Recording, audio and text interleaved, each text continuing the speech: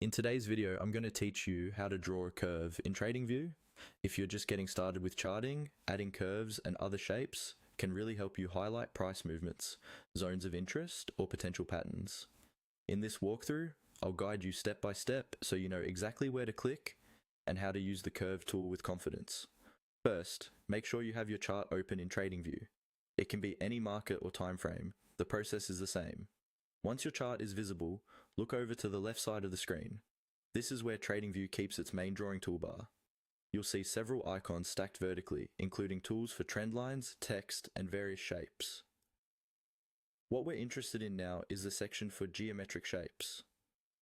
Move your mouse to the left-hand toolbar and look for the icon that represents these shapes.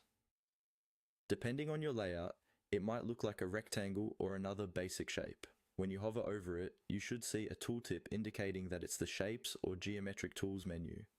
Click on that Geometric Shapes icon to open its submenu. A small panel will appear, showing different drawing options like rectangles, ellipses, triangles, and more. These are all useful in different situations, but for this video, we're focusing specifically on the Curve tool. In that Shapes menu, look for the option labeled Curve. Once you find it, click on it to select it.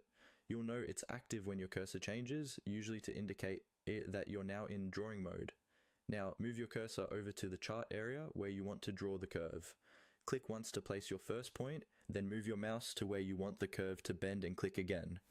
Each additional click adds another control point, allowing you to shape a smooth curve that follows the price action or any path you want to highlight.